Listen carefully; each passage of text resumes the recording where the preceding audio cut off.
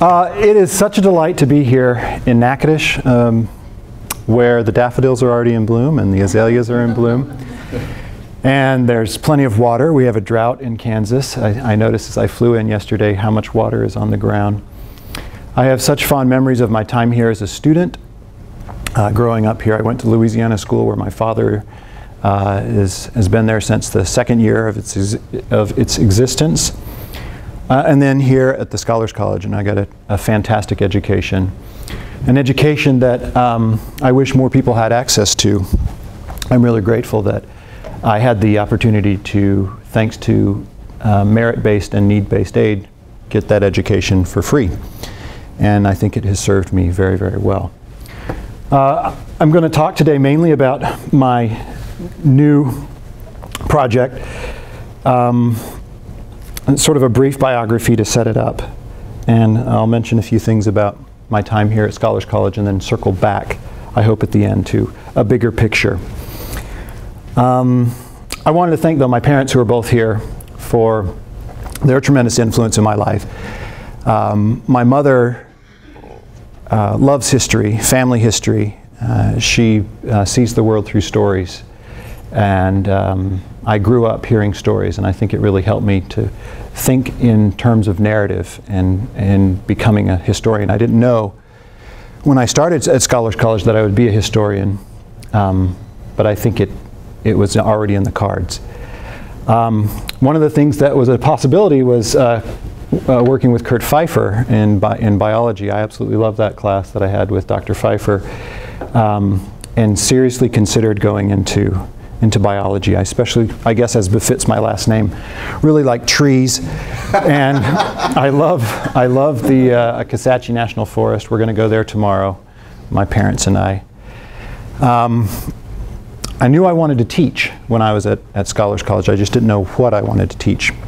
And I went to Eastern Europe shortly after the collapse of communism to serve a 2-year mission for my church. And then when I came back and took a European history class, I knew what I wanted to do with my life. I decided that I wanted to teach European history, but I wanted to do it from the perspective of sort of more of Europe, not just the Western edge. I felt like the way we study European history is France and England.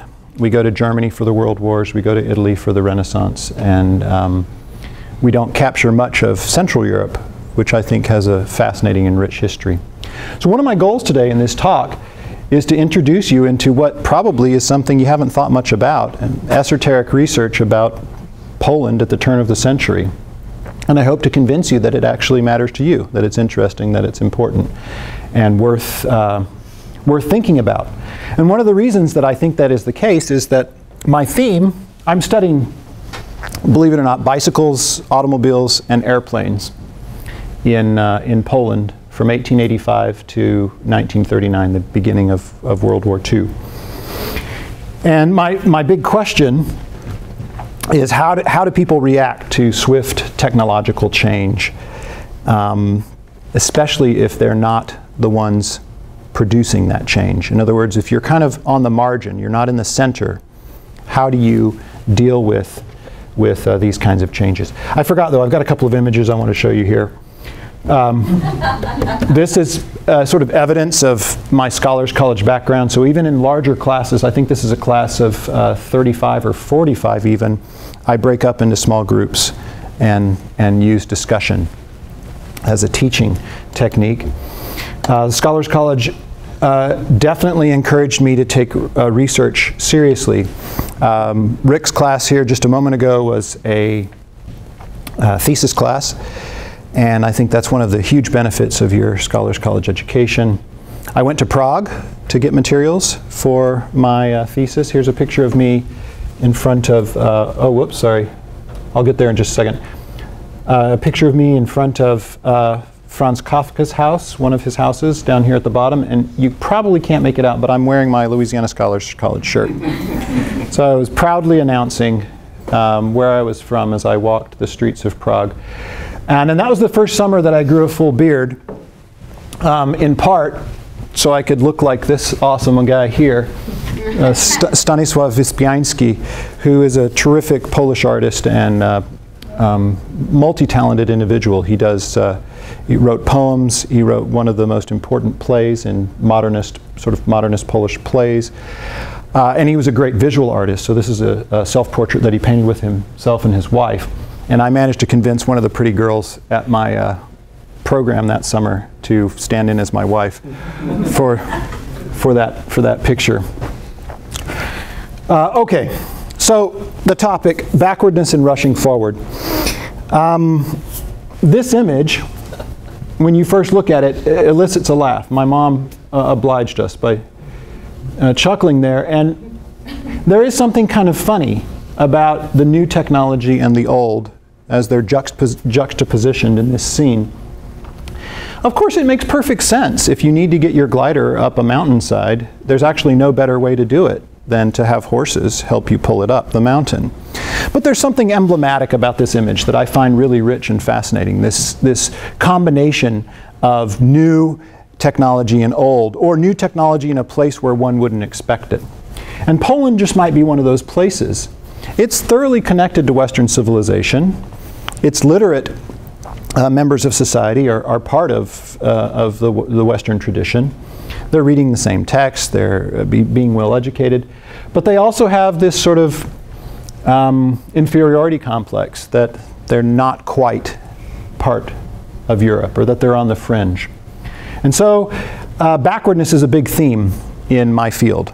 If you study Central Europe, backwardness is a big theme. And I started to think, well, what better way to explore this theme than to think about the machines that literally propel us forward? So I started looking at bicycles and automobiles and airplanes, and how did their introduction play out?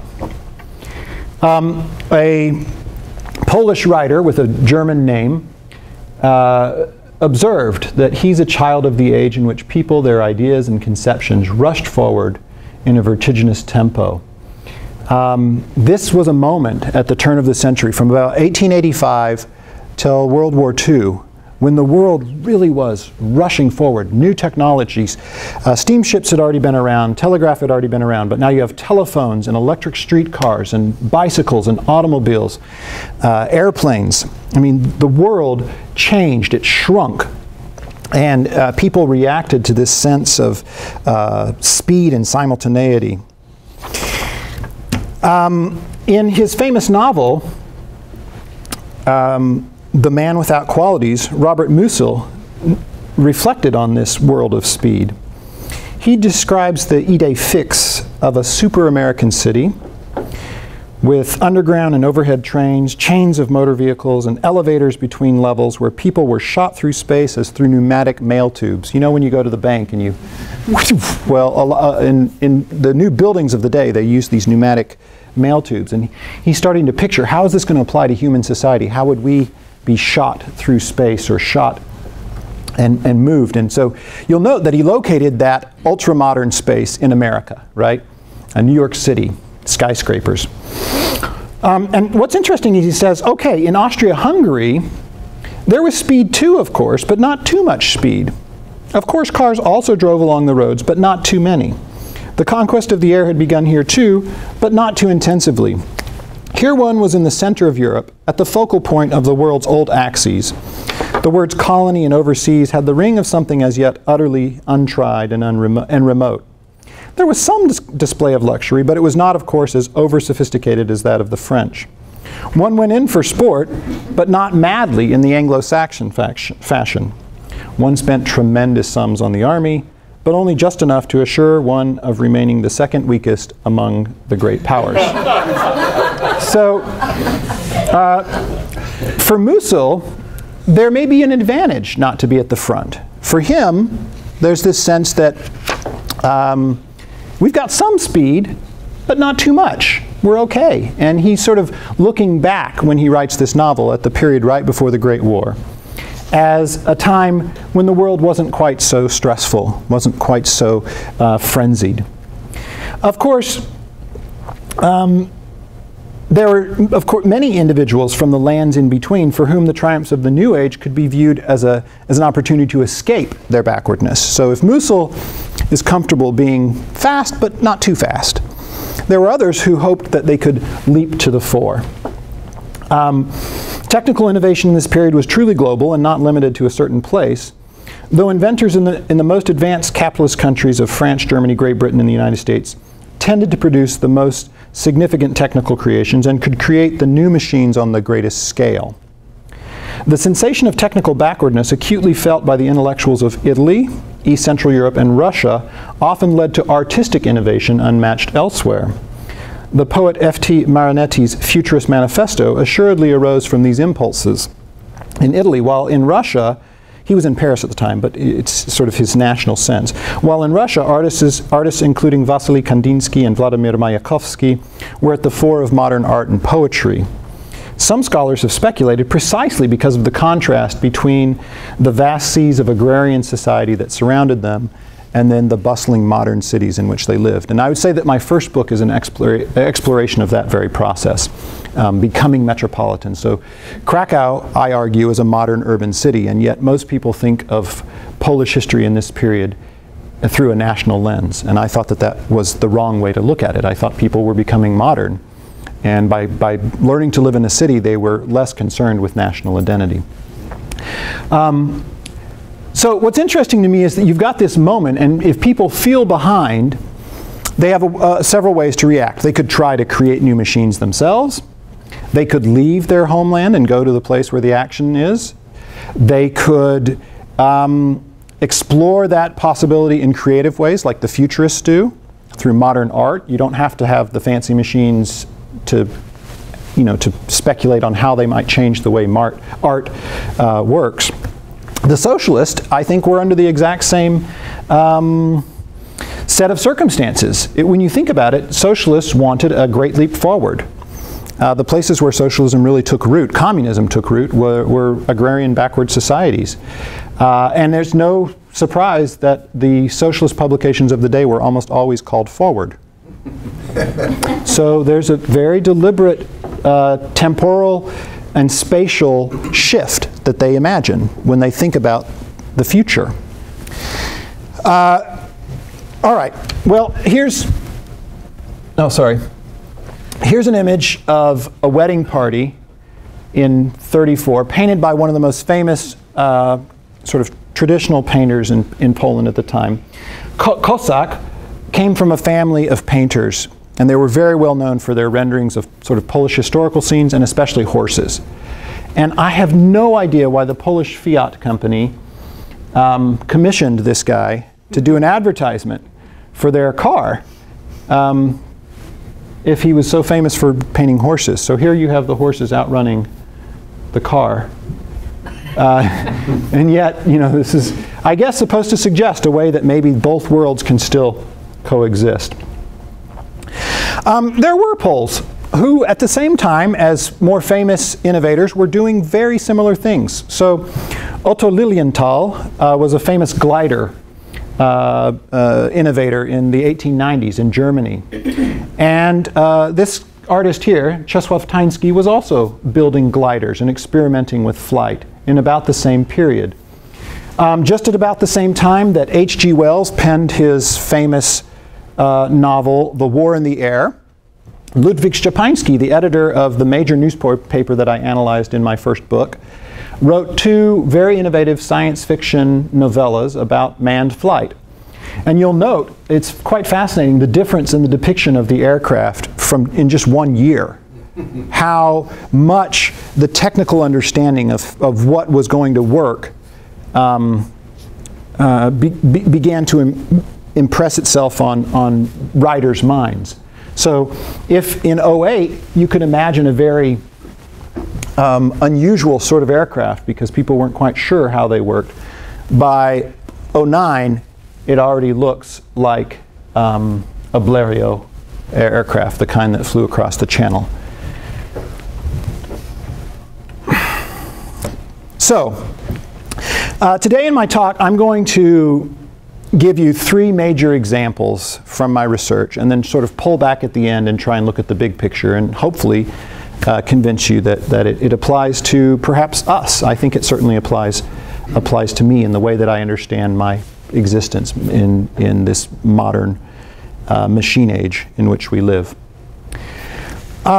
This image here is the Reitwagen designed by Carl Friedrich Benz, whose name you recognize from Mercedes-Benz, right? So I think we can say that 1885 was a major year in terms of the age of speed.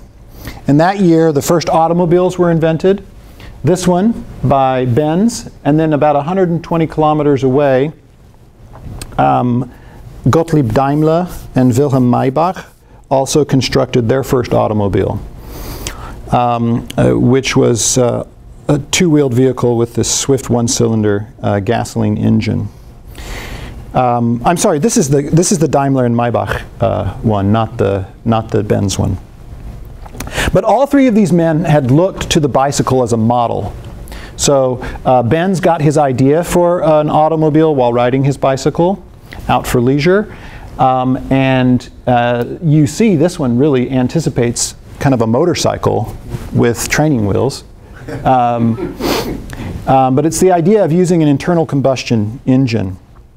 In the same year, 1885, Joseph Kemp Starley in England, Coventry, came up with the safety bicycle. If before the penny farthing had or the bone shaker had the huge front wheel, it was very dangerous. Now, by having the two wheels more or less the same side and using a chain to magnify the force rather than the large front wheel, the modern bicycle was born. And it's no coincidence that the word for bicycle in Polish is rower. It's a direct, cognate of the name brand, Rover, in England. So today one rides a rower in Poland. So Poles, I think, were very interested at the same time, though more often than not, at this time they used the French word, a variant of the French word, velocipede, in describing these two-wheeled vehicles. So here's my first example that I want to explore today.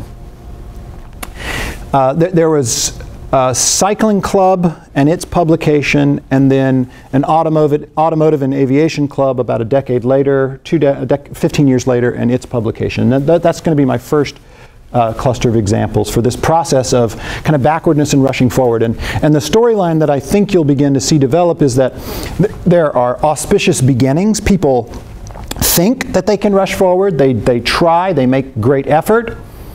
And then, even if they find some small successes, over time, they have the sensation that the best they can do is go along for the ride. So that's, I think, kind of a thesis, kind of a theme that I'd like you to watch out for today. All right, so the Warszawskie Towarzystwo Cyklistów, the Warsaw Society of Cyclists, was founded in 1886 by two noblemen. This Edward Chrapowicki had been in Paris. He'd seen cycling clubs. He wanted to set one up in Warsaw. He did it legally. Not illegally, he did it legally with the blessing of the Tsar.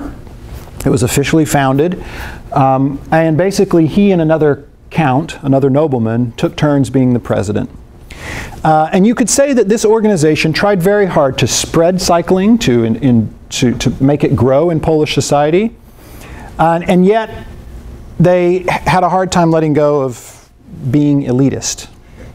So from a historian's perspective, you could say they kind of worked at cross purposes, but of course it was entirely historically consistent that elite men of the day would think the way that they did. Similarly, the aviation club, Aviata, was founded in Lwów or Lemberg in 1909 by Prince Andrzej Lubomirski, and then one of his cousins in 1911 in Warsaw set up, Stanisław Lubomirski set up this aviation club, and it was really amazing. He donated a lot of capital and land. They built a state-of-the-art facility in which you could build airplanes. And the only thing that they imported were the motors. So everything else was built there on site. They had flying lessons. They had chauffeur lessons to teach people how to drive cars. So it got off to tremendous fanfare. They published a new journal called Aviator and Automobilist. Airman is how I translate it here. Airman and Automobilist. Just like this club published Cyclista, which later on became Sport. And I think you could say that both of these publications have auspicious beginnings. Aristocrats underwrite them. Over time, however, they have to shrink their expectations. And they realize that the surrounding society, there's not enough support. And I'll go into that in a little bit more detail. And sadly, they both went out of print after a few years. So, the new opportunities.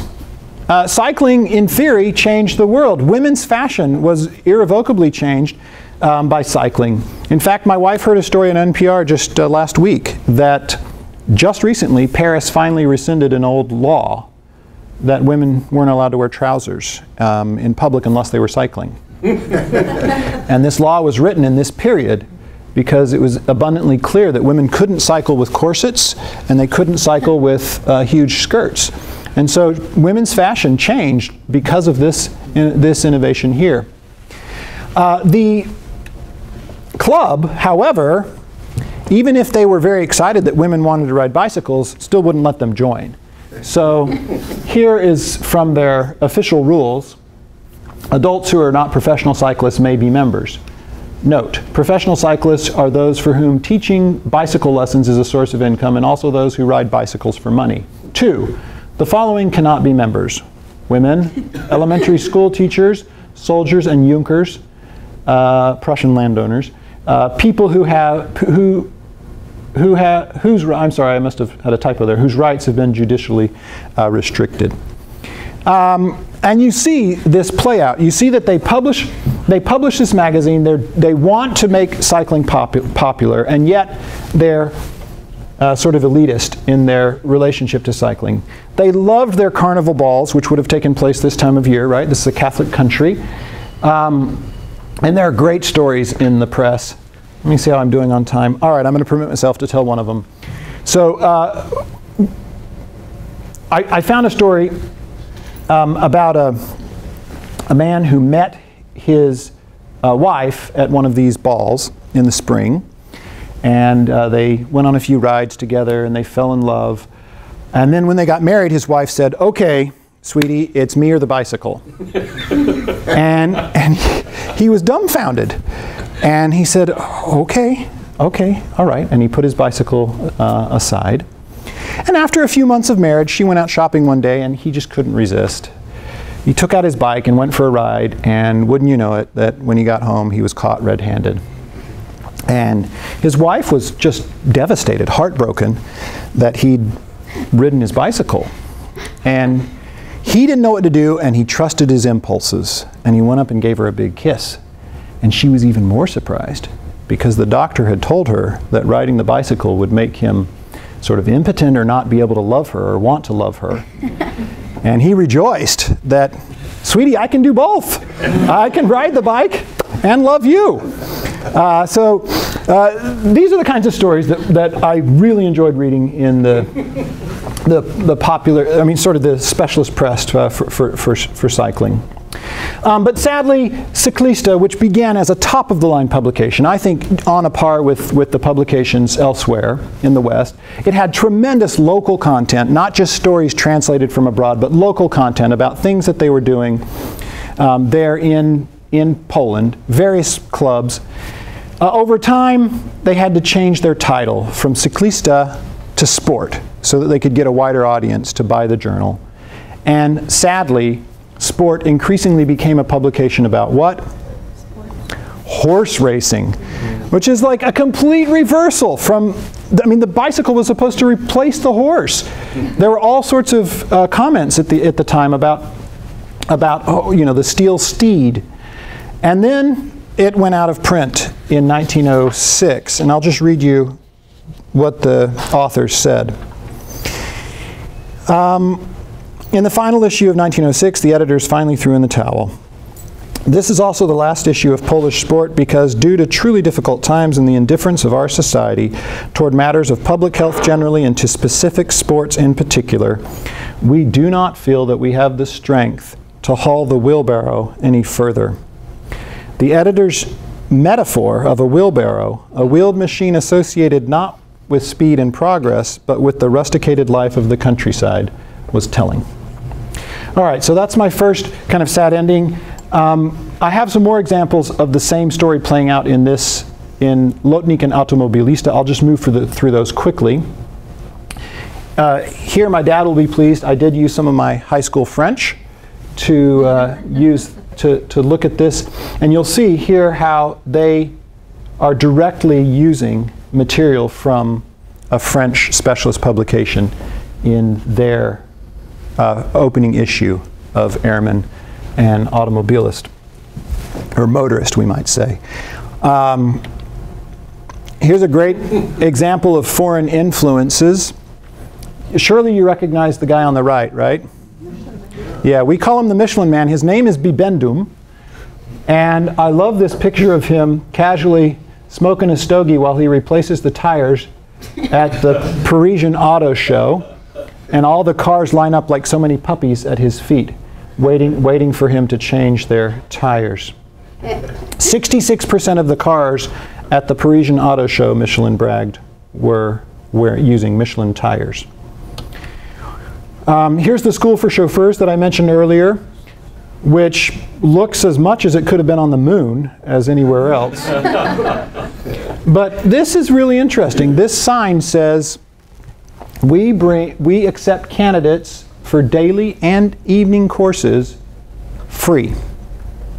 So this is a progressive effort to teach people how to drive. Of course, nobles wanted to teach people how to drive because back then nobles didn't drive themselves, right? They thought of cars in the way that they thought of carriages, which was a privileged means of conveyance where you're driven by someone else.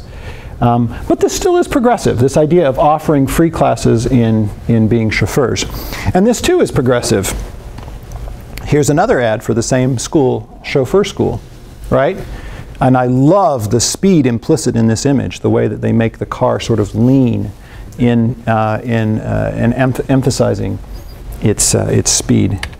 But they had the same problem of being clearly associated with the elite.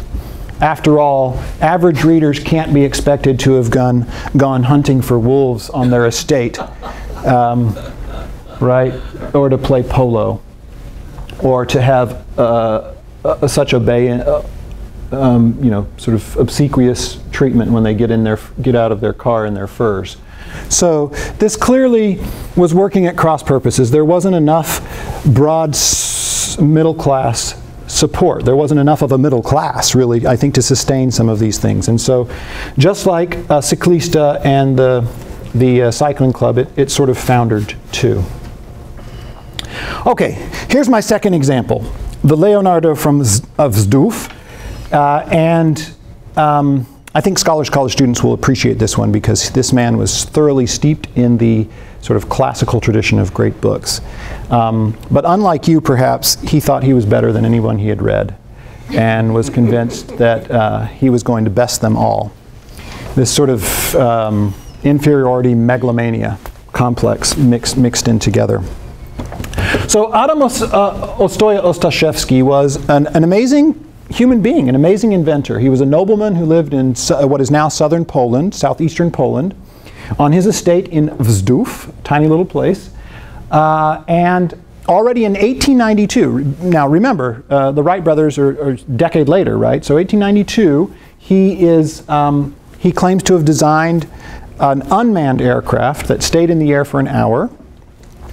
He built several sort of innovative designs. And then in 1908, when aviation was really hot, thanks to Louis Blériot's crossing of the Channel, he went to London to speak at the Royal Academy and to get support in trying to find a factory to build his newest design for aviation. And Ostaszewski was convinced that his design was better than the existing designs of the day, namely the Wright brothers, the Wright Flyer, and Henry Farman's design. Because the Wright brothers, we may not remember this, but it required a slingshot mechanism to get it sort of up in the air. And Farman's planes required very long runways in order to take flight. And he thought, well, why not just go right up?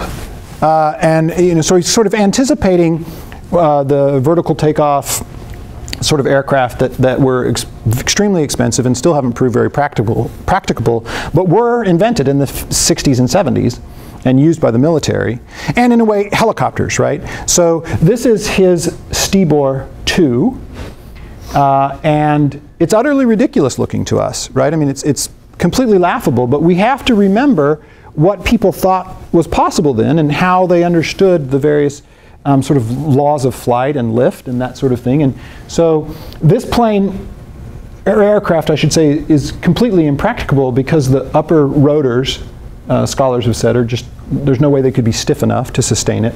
But his idea was to have this little, so human-powered forward propulsion, and also this too, but then here's a little jet engine, actually. Benzene explodes to help you get up.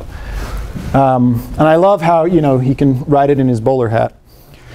So this never worked, but he went to England, and there are articles in the English press of him chatting with people about his plans. I'd like to read you one of them, or two, let's say. So Daily Graphic wrote, Count Adam Ostashevsky, a member of the Vienna Aero Club, has come to London in order to find a place in the country not far from the metropolis where he can build an aeroplane of heavier-than-air type. Interviewed at the Ritz Hotel yesterday by a press representative, he said that he had visited the spot but would not say where it was. His reason for coming to England is that he has more confidence in this country than on the continent. He added that on his estate in Galicia, he knew how to play his audience. He added that on his estate in Galicia, Austria, he's already constructed an airplane without a motor, working solely by the energy of the person in charge. He described it as a kind of air bicycle. The Globe created a funny limerick. There once was a Count Ostaszewski who up in his airplane flew ski, but something went wrong with the gear before long, and our hero sustained a bad brewski. Asked in an interview in the Pall Mall Gazette whether he planned to circumnavigate the globe, Ostaszewski demurred, suggesting that his designs were suitable for long flights, but not that far yet. But he was convinced that heavier-than-air aircraft would eventually fly such distances. He praised Farman's design, but had little faith in the future of the Zeppelin airship, or in fact the dirigible balloon in general, on the ground that sudden storms must always prove fatal to them. But of the airplane, he exclaimed, uplifting his hands, the potentials are enormous, colossal. The heavier-than-air machine will revolutionize the world. So he was correct. That's true. But it wasn't because of his designs. His Stibor 2 and Stibor 3 failed. He ended up buying a French design, Farman-style plane, no, Blériot-style plane with a French Antoinette engine, and crashed it, fixed it, and sold it to the Italian pilot Raymond Mara, who learned to fly in it. And then that was pretty much the end of his active involvement in aviation. He continued to follow the aviation press, but he died in obscurity in 1934. But not for want of trying. In 1920, he published a book, The Great Pentathlon,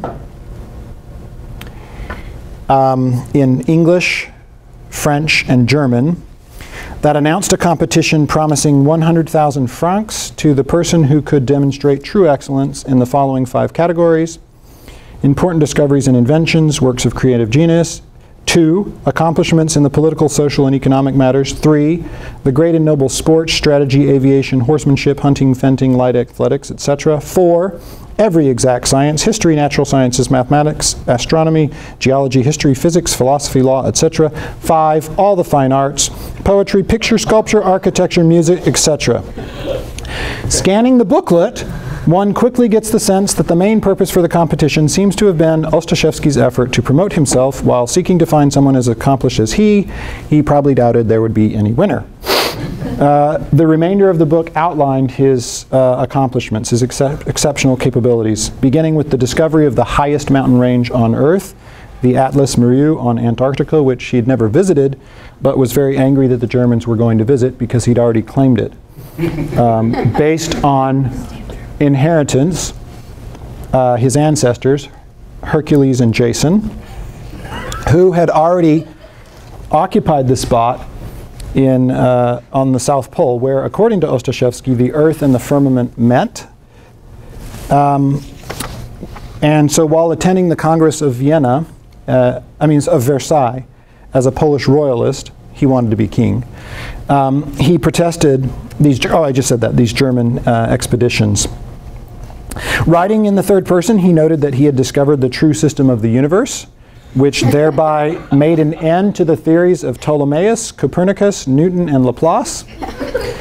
His invention of an airplane before the brothers Wright and Farman seemed almost ancillary in light of these claims.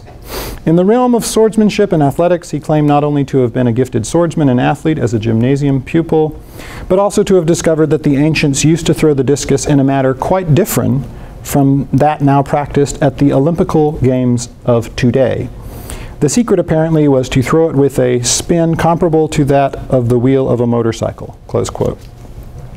Regarding mathematics, he studied under the eminent mathematicians in Berlin and Paris, invented new integrals and variants, thus surpassing Anaxagoras, Legendre, and Mermite in finding the quadrature of the circle by septangulation.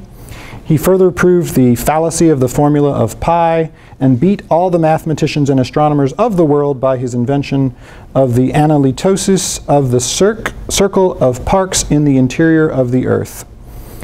And so on and so on. His discoveries in history, heraldry, philology, Egyptology, including the pronunciation of ancient Egyptian script, were too numerous to be recorded. So, I don't know if he had grown more delusional and megalomaniacal as he aged. It seems clear he had an inferiority complex. His claims to have beaten Kant or to have bested Nico, Columbus, and Cook because he'd laid claim to discovering an imaginary kingdom in Antarctica come off as rather pitiful, even if his erudition in nearly every field of human endeavor was truly impressive. There seems little doubt that Ostashevsky designed some utterly original aircraft, but despite his obvious intelligence, non-payeur self-confidence, and financial security, none of them seems to have contributed significantly to the development of aviation.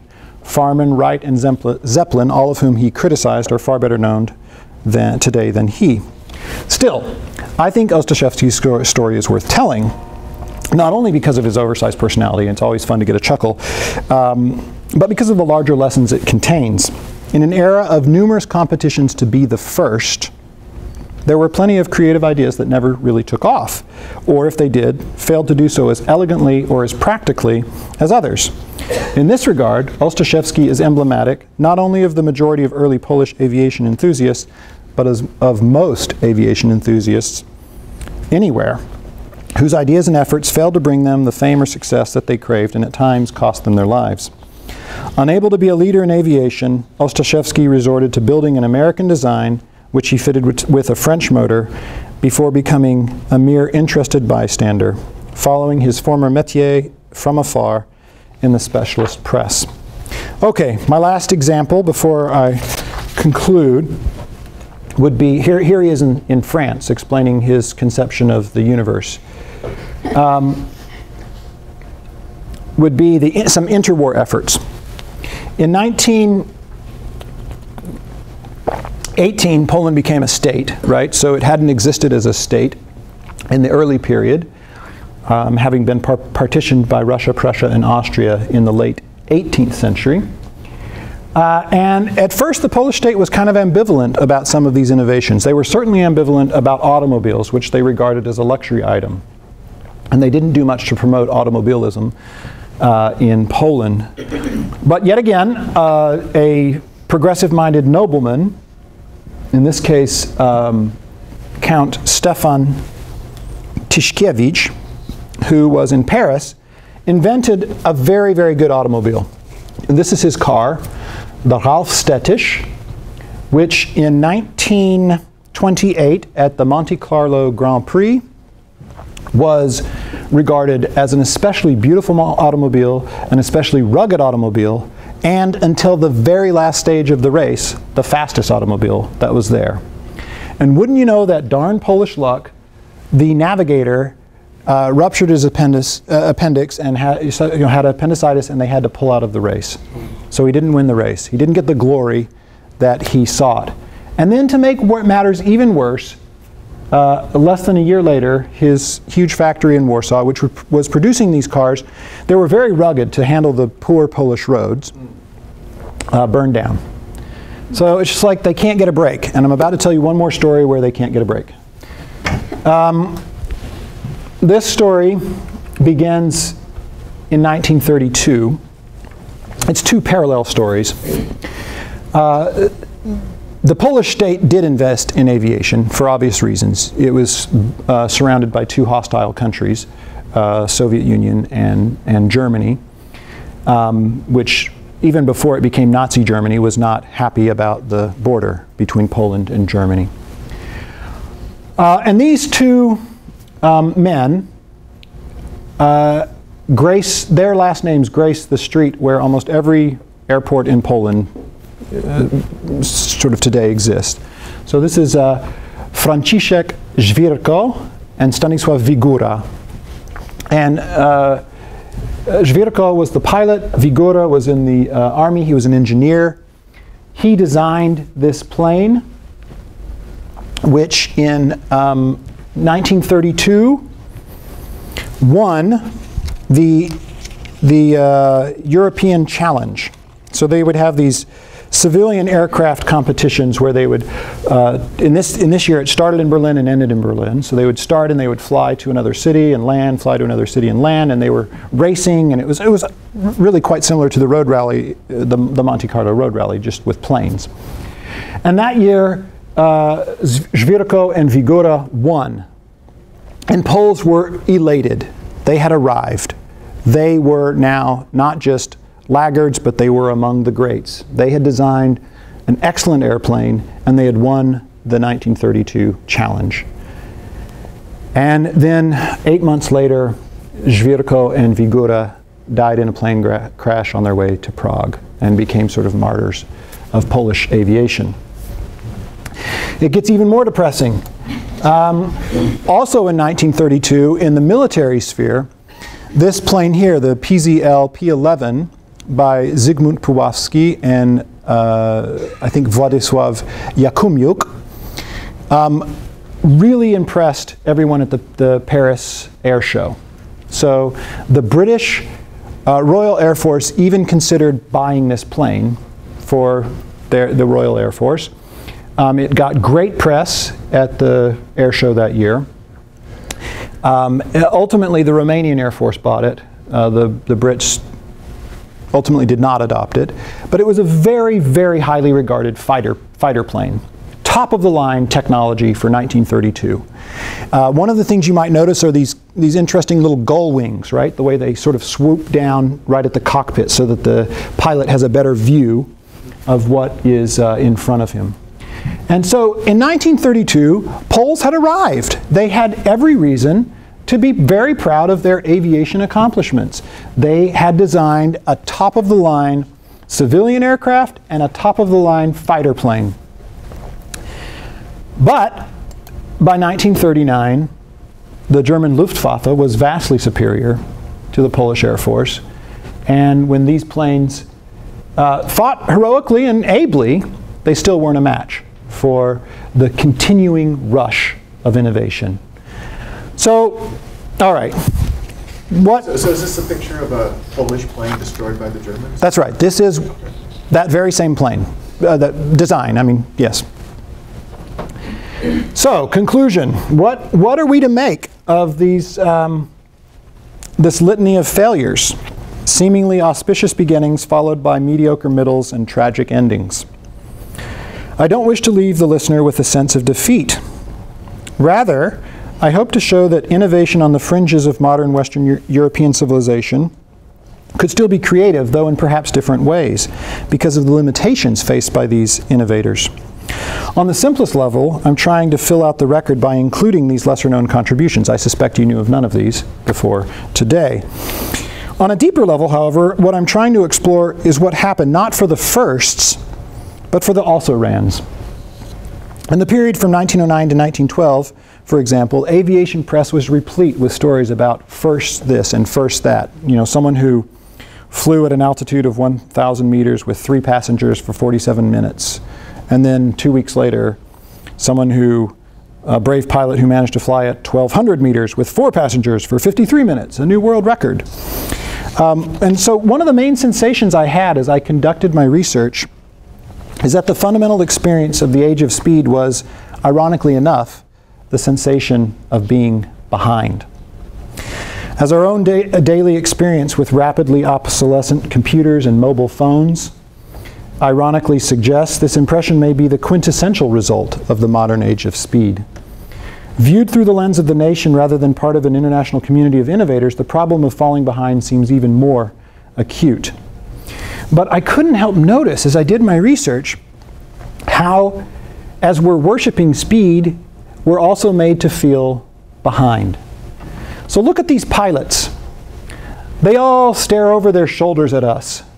They're ahead, we're behind. Now I understand that there are very practical reasons for a photographer to stand there rather than at the front of the plane, which is angled upward and has a propeller in the way. I grant you that.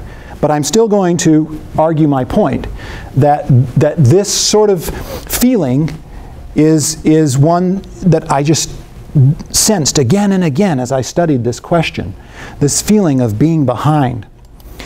In terms of technology, again, this over-the-shoulder look, we're made to feel like we're not quite there. Or there's this aspirational aspect. We wish we were there with this lovely lady on her motorized tricycle, Badedian y Bouton. And here's an advertisement by the same company, Automobile Innovators, in the 1890s. And Dad, you'll help me on my French here, but I think it's saying the cars of the house of de Dion-Bouton are the best in the world, right? So I want to draw your attention to a multi-level reading of this image. In this plane, we've got the lucky dude who has the topless woman with him in the car. So here he is. And he, once again, looking over his shoulder, right, at us, who are behind. And he's getting away with the girl because he has the fastest machine. And then at this level, in this plane, we have a cyclist and someone riding a horse. And even their attire sort of betrays the age or the period that they represent. This man in the top hat is not as modern as this man here in the bowler. But then what's telling is that this image is a canvas, right? And so it depicts a crowd of people looking on. And many of them are actually looking at the people who are already behind. And we are 4 times removed. We're way behind. But we can aspire, we can hope, we can dream, we can wish that we are the man who gets the girl. That's how this advertising is supposed to work, and I think you can think of countless examples during the Super Bowl when the same advertising is supposed to work, using sort of those same sorts of impressions. So, here's 2 more texts as I wrap this up. Clearly, one of the principal tasks that lies immediately before us is to stimulate a keen interest in the science of the art of flight with the intelligent public in this country. There is much truth that France has already obtained a good lead. Well, as it turns out, this is an English publication, and so too is this. Even today, this country does not possess a single aerial vessel, either heavier or lighter than air, which is capable of competing with the best of the machines owned by France, Russia, and Germany. When the age of speed, so Poles eagerly participated in the aviation age, though in this period at least they had few notable successes.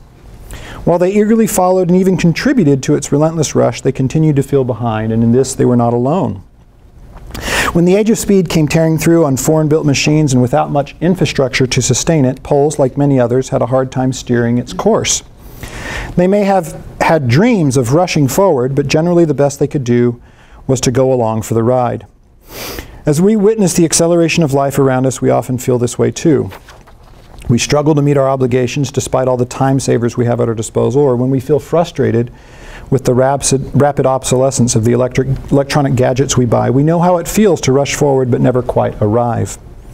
Coming from a place like Natchitoches, which is not the core, it's not the center, or the Polish lands at the turn of the century, might help us feel this sensation of backwardness more acutely. But I don't think that's a bad thing. I think that we actually stand much to gain in trying to understand the human experience, not by always looking at the victors, but by looking at the also-rans. And I don't mean to imply that all of you wonderful people here are all of us are also-rans. That's not at all what I'm saying. What I'm saying is that by altering our perspective, instead of reifying the myth of the first, of the fastest, we come to a different conception of the way that we understand modernity and its pressures and its discomforts. And so hopefully I made good on my, I delivered on my effort to help you think that even something as obscure as bicycles and automobiles and airplanes in Poland 100 years ago might have some relevance in our own lives today. Thank you for your attention, and I welcome your questions.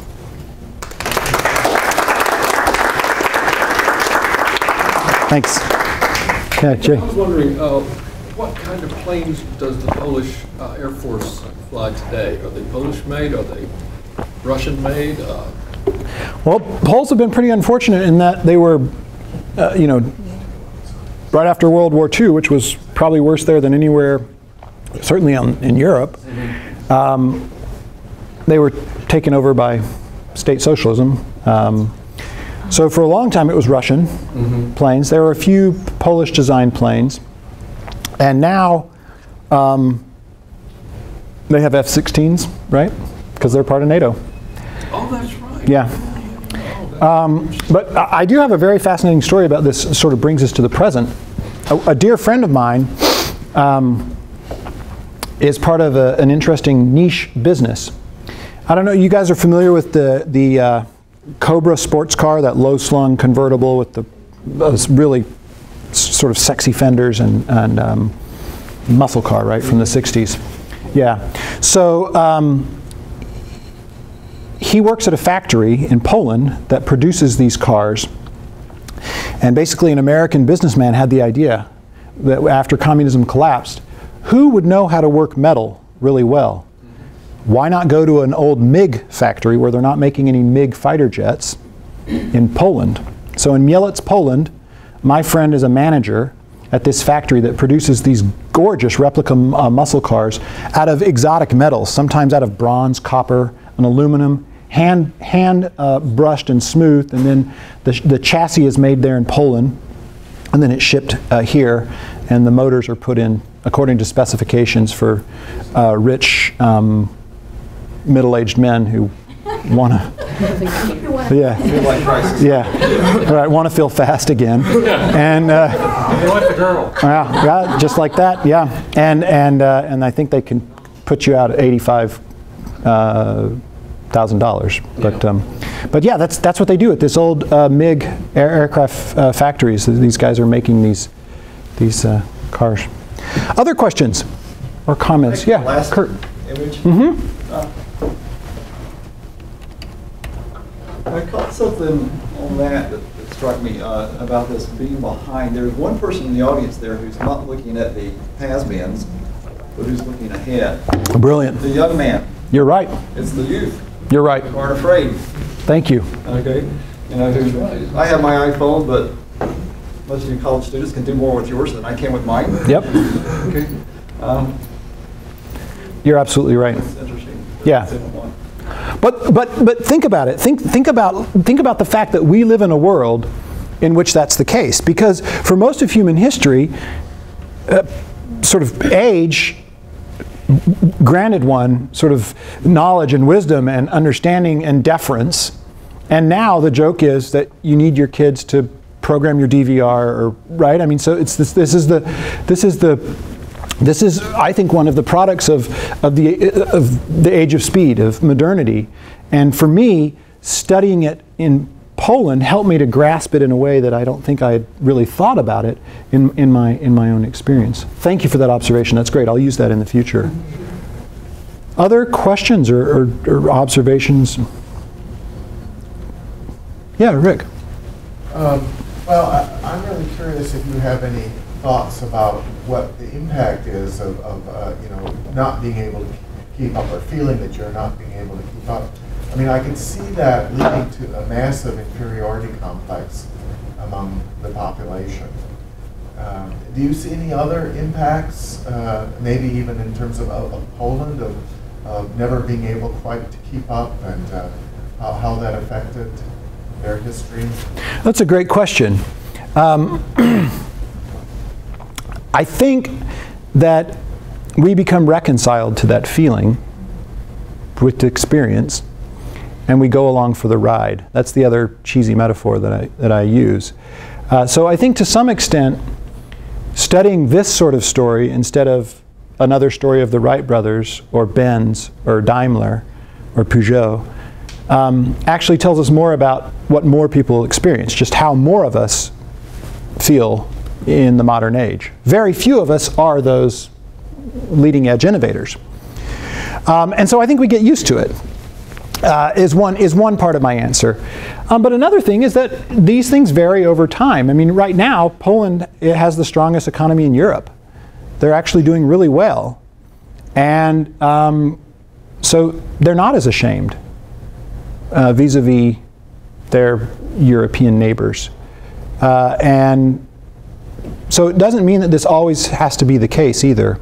It was just, I told, 4 stories of bad luck today.